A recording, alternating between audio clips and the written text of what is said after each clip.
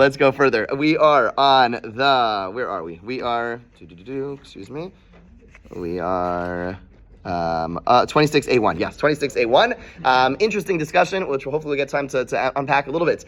Can you, okay, let's just ask the two questions that'll be relevant to this discussion. Can you go ahead, if a person writes notes for the kotel, right? Let people write letters and they put them into the kotel. Are you allowed to do that? Are you allowed to place something into kotel? If it's really sunny, which it oftentimes is in Israel, are you allowed to be standing under the shade of the kotel? Okay, let's come back to those questions. But that is a serious question, right? The walls of the Beis Hamikdash presumably are kodesh; they are sanctified. And am I allowed to be getting any benefits from those walls? So again, the shade question is probably the most relevant to this question. The other one we'll see if we get a chance to address. But standing there trying to ensure that the wall protects me from the sun, is that allowed or not? Let's see. Touch Amar Abaye. Abaye says, Mina Aminallah. How do I know? Again, he wanted to argue that Rav Yehuda holds that if something is unavoidable, I have to do this. Again, have to doesn't mean I have to do it, but it's like there's really no other simple way for me to do this. Right? Again, his example is like the heavy bench as opposed to the light bench. He said, Rav Yehuda said, the heavy bench, which is very hard, I can't really carry it, okay, but I intend to do it. Abaye said that Rav Yehuda, the Tana, would say it's permitted. Right? He said that Rabbi Yehuda would agree that if something is unavoidable, it's something which I really can't get around, it's the only way I could go down this road, let's say, then I'm allowed, right, again, the example he gave was walking down Shrine Road, I'm allowed to take in the incense, I'm allowed to benefit from it. Okay, why? Because it's unavoidable. The only way I could get down this road to where my destination is by walking down this road, but I'm allowed to, Rabbi Yehuda would hold I'm allowed to intend to benefit. What's the source of such thing? The Tanya was taught, Amro Lav Rabbi Yochanan ben Zakkai, they said about Rabbi Yochanan ben Zakkai, Sheyoshe b'tzilo shel heichal, that he would sit in the shadow of the sanctuary, V'doresh kol yom kulo, and he would teach Torah all day. Okay, so Rabbi Yochanan ben Zakkai was the great teacher of the Jewish people. This is talking about a time before the Beis Hamikdash was destroyed, and there was no study hall that was big enough for him and all his students. So he would go to the courtyard of the Beis Hamikdash, big place, lots of benches, lots of space, right? Right, big huge place, and he'd speak there and he'd teach there, and it was under the shade of the wall of the Beis Hamikdash. V'hacha delo efshar umechavin. Now this is a case where it's not feasible to choose an alternative. Why? Because the assumption is there's no other place he could have taught. There was no building, like ancient structures, no building that's large enough. This was the most convenient, normal place for him to do it, and he's intending to enjoy the benefits. Why? Because the walls he's sitting there specifically. He's choosing where am I going to sit now in this area. He doesn't sit on the far side away from the walls. He sits under the wall so he can sit there comfortably and teach. Right? So he's clearly intending to benefit from the wall. Okay, so ushri, and we see it's permitted. So we see in a situation where it's quote unquote unavoidable. In other words, there is really no good alternative, no easy alternative, and a person is allowed to go ahead and benefit from it. And so we would see, so Rabbi says, you see from here, that, and this presumably where Rav Yehuda would learn that a person, a source, an earlier source, which would say explicitly, that in a situation where it's unavoidable, okay, and you are intending to benefit, like Rabbi Yochanan ben Zakkai is intending to benefit from the walls of the Beis Hamikdash, it's permitted. It's permitted. So Ravad says no. There's no proof from there. Why? Shani Heichel, the walls of the Beis Hamikdash are different. Dilasocha asoi. Because the walls are made primarily for benefit of the inside. In other words, why do you have walls of a building, right? Are the walls are made, right? These walls are made for the inside, to keep us protected over here. They're not made for the outside. And therefore the benefit over here is not considered a normal benefit. It's an abnormal benefit. And therefore Rava says, don't bring me a proof from Yochanan ben Zakkai because it's an abnormal benefit. Okay? Fine. So, by the way, being an abnormal benefit might still be that it's going to be forbidden, at least rabbinically. It may not be in violation, as we'll see in a moment. Let me just a quick introduction. There's something called me'ila. Me'ila means I'm not allowed to benefit from items that are consecrated, items that are kodesh. I'm not allowed to benefit from it. That is a very particular prohibition, and the punishment is kares. You could have something where you're not allowed to benefit from it, which is forbidden, but you're not going to be on the level of me'ila. Okay, so there are variations. So I just want to point out that it could be that what we're talking about over here is something where it's still going to be forbidden. It's only that the Rava said that it was done in an abnormal fashion. It might be that he's saying it was done in an abnormal fashion, and therefore only perhaps even not even forbidden biblically, forbidden rabbinically. And in this extenuating circumstance, it might be allowed, but that might not be an allowance for all circumstances. Okay, which again we'll have to come back to when we stand at the kotel and it's sunny. Is that permitted? Is that not permitted? Okay, so Amar Rava. Rava says like this: Mina minala. Rava, who said that Rav Yehuda would say it is asur, okay, when it's unavoidable, but intended. What's his source? It's not, it was taught in the Mishnah. Lulin hayibsuchin ba'aliyas beis kachay kachim. Akadashim. There were openings in the upper story of the Holy of Holies, shebehen mishal shlan esamunim b'sevos, and they would lower the craftsmen okay, in like these boxes, okay, in crates, so that they wouldn't feast their eyes on the Holy of Holies structure. Okay, so you have the Holy of Holies, right? And sometimes things would break, right? On Yom Kippur, the Kohen Gadol will go in, he'd do his thing, and he'd come back and he'd be like, okay, great, Yom Kippur's over. By the way, the paint is peeling in the Kachay Kachim. So what do you do? What do you do? So what they would do is they would send in Kohanim. They would have like these holes open from the top, kind of like they'd come down from the roof, and these crates were made with 3 walls, so that the person would only be focused on where they need to be focused, right? They're not going to be focused anywhere else because it's a beautiful structure, right? Certainly in the times of the second base of Mikdash, right? It's beautiful, it's gold. They're going to look around, they're going to be taking it all in, right? So what do you see? V'hacha delo efshar. There's no alternative. They have to get in. You have to fix it. V'kam mechaved v'asar. And the Gemara is telling us, the Bryce is telling us, Mishnah is telling us, that that the concern is they are going to be deliberately benefiting from it, and the Gemara is saying it is asur, it's forbidden, right? So this would be a source, and no one seems to argue with this. So you see, then a situation where it is there's no alternative. Right? How else are you going to fix the base of Mikdash? Someone has to go inside, right? There's no alternative, and there's a concern that they're going to benefit. That's why they made those walls to prevent them from benefiting. So you see a source which would seem to say that any situation where a person, even though there's no alternative, it is forbidden to benefit in any way. Ask the Gemara 26a2. V'tispera, is this really a good question? Do you really think this is so? V'amrav Shimon ben Pazi, Amrav Yeshua ben Levi, Mishum bar Kapara. Okay, kol umara v'reach ein bahem mishum meila. Okay, so he says, wait a second. What kind of question? What kind of bias to Rava? This is not a proof. He says, if we're talking about meila, there is no meila over here. Meaning, there's something. You can't say that this is about the prohibited benefits because we have a statement that says that when it comes to benefiting from meila, benefiting from kachim, that would normally be meila,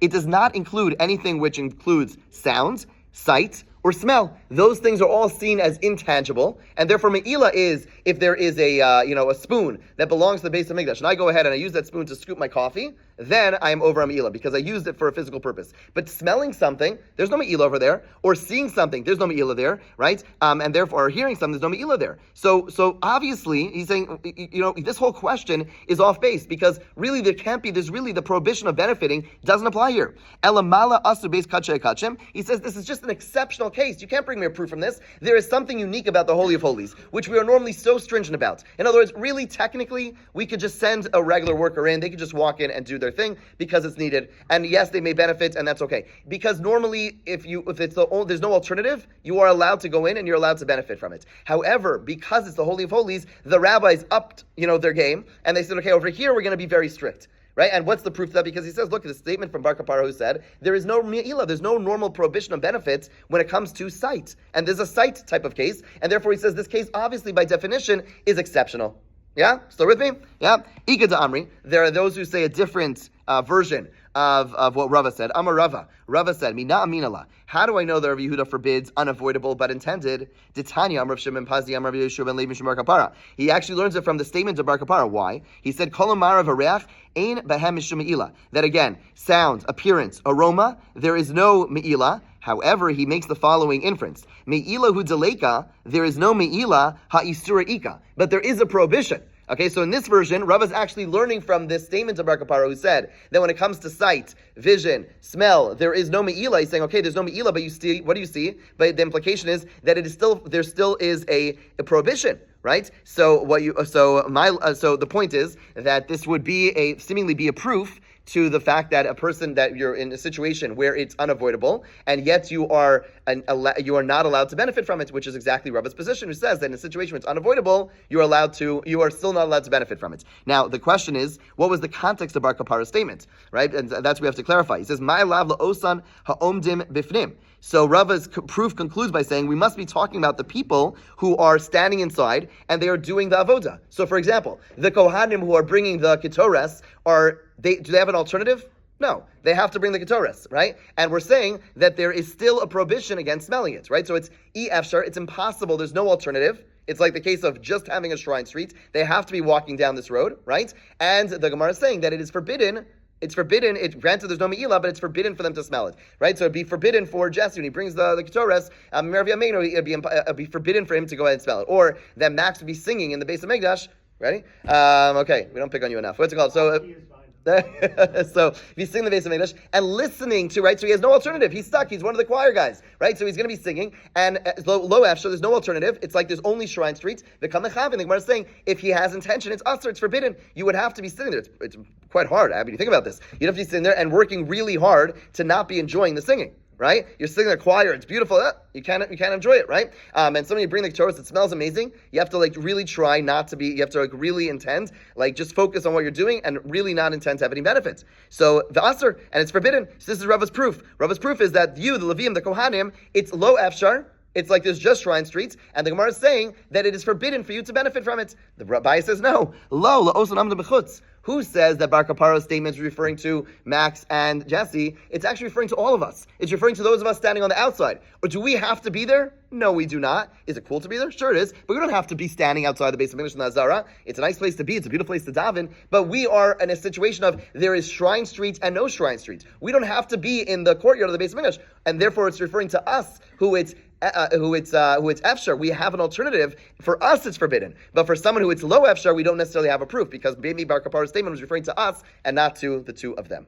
Good? Says the Gemara further. Gufa, let's go back and analyze Bar Kapara's statements. Amar Yishimon ben Pasi, Amar B'Shua ben Levi Mishum Bar Kapara. Kol Umar v'reach em hem mishum me'ila. Again, sound, appearance, and aroma are not subject to me'ila. Ask the Gemara, is that so? V'reach em bo mishum me'ila. Is it so that aroma of the incense is not subject to me'ila? But Tainus Tanan Brisa. Hamifatim esitoris l'islamei ba. If a person makes the incense in order to become, to learn how to do so, making the incense is a very complicated, exercise, skill. So much so, there's a lot of discussion about people who hid the secrets of how to make it. It was like a whole thing. It wasn't like a simple just follow these instructions. It was a very complicated thing, and people had to practice. So let's say a person's doing it to practice. Olamasr letzibor, or a person's making it in order to give over to the public. Okay, pater. You are exempt from kares. You're exempt from kares. Okay, le'reachba. However, if the person is making ketores, you follow the exact instructions of ketores in order to smell it. Chayav, you are going to be chayav kares. Okay, v'miriachba pater, and one who smells it, okay, is also exempt. A person, in other words,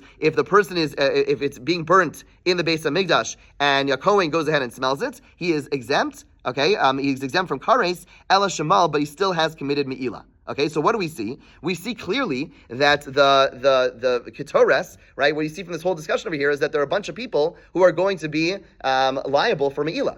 Bar Kapara just said there's no me'ila. There's no me'ila, right? Yet we see very clearly, this Bryce is telling us that a person who smells the ketores in the Beis Hamikdash could be in transgression of me'ila. So the Gemara says, Elamar Papa, kol umare ein bahem mishum me'ila. He says, you're right, we made a mistake. Bar Kapara did not say kol mare and reach, smell. Rather, he said sound and sight. There's no me'ila, but reach does have me'ila. Why? Why is reach? Why is smell different? Because smell actually comes from a substance, right? In other words, it ultimately comes from a substance, and therefore there is going to be me'ila. Okay, lefi she'ein 26:3, lefi she'ein behen mamish, because there is no substance. V'reach la'achar sha'ala timroso, and the aroma of the incense after the column of smoke rises. Sorry, 1 second. Yeah, fine. So first of all, he just answers the question. He says, first of all, take out the smell. Excuse me. Yeah, kolomare mimshemila. He says yes. It's only that when it comes to sound and appearance, but when it comes to smell, there is meila. Okay, the other ones don't have meila. V'reach la'achar sha'ala muraso. And even when it comes to smell, after the column of smoke rises, meaning after you already did the avoda, ein behem mishum meila, ein bo mishum meila. There's no meila. Hov v'nasim mitzvah, so because the mitzvah is already done. Okay, now the Gemara asks on that.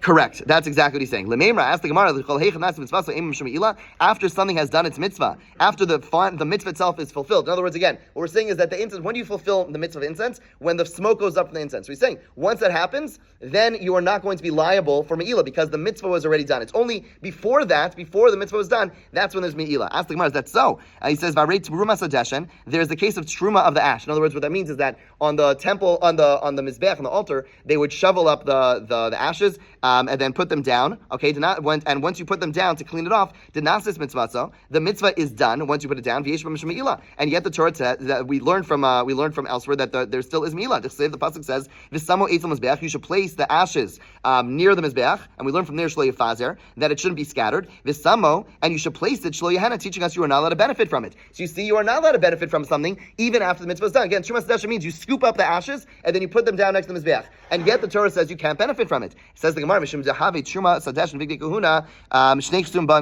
There are two sources. There's Truma Sadeshan, which we just said, which you can't benefit from it, and the clothes of the Kohen Gadol, which we're taught you cannot benefit from it after they were used for the avodah. You can't benefit from it. When you have two psukim that teach you the same thing, what does that imply? That implies you can't learn from it. In other words, if you really want to God want to teach us one rule to apply to all similar cases, should have said it once. By saying it twice, that implies that these two are exceptional and not a source to learn to elsewhere, right? So the Gemara says, when you have two psukim and sheets the same halacha, then you can't infer from there to everywhere else. Truma Sadeshan Ada Amran, Truma Sadeshan, we just said the pasuk. Teaches that you need to put them away, and they are protected there. Says the Gemara, this only works according to those who say that pasuk teaches us that the Kohen's clothing are put away. El Rabbi Dosa the Polygalai, Rabbi Dosa disagrees there. He says that just the Kohen Gadol is about to see the Kohen Gadol can't use it, but other people can use it. So Umay v'nicham sham 26:4. What does it mean? You should place them there. That the Kohen Gadol can't use another year. But the point is that they are permitted in benefit. Michael and Maimar. What can we learn? Because then we only have one pasuk. So why don't we learn from there to elsewhere? Says the Gemara,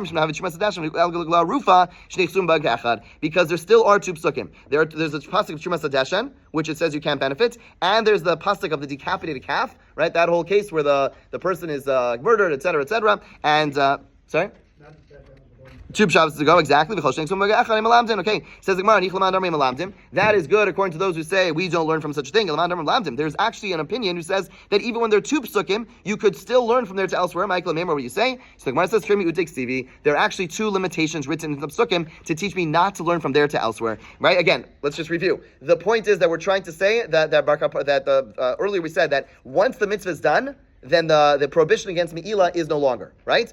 We asked, what about Truma Sadeshan? So we're trying to say Truma Sadeshan is the exception, okay? The Gemara said, okay, Truma Sadeshan, why is the exception? Because there's two psukim. Truma Sadeshan, Big Day Kahuna. We said that only works according to those who say that two psukim demonstrate that they're exception. But what about those who saw that even two psukim don't demonstrate its exception? The Gemara says, according to them, there's actually limitations built into those two psukim. One is Ksivis Samo, that places it. You place the ashes, implying that they are forbidden in Hana. Other things are not forbidden in Hana. Ksiv Ha'arufa, it doesn't say, it could have said Arufa, the calf that was decapitated. Why does it say the calf that was decapitated? Also teach me it's a limitation. Teach me that whatever I'm learning over there, i.e. the Isser Hana, should not be applied to elsewhere. Okay, we're going to pick up on this discussion, God willing, tomorrow. Have a great day.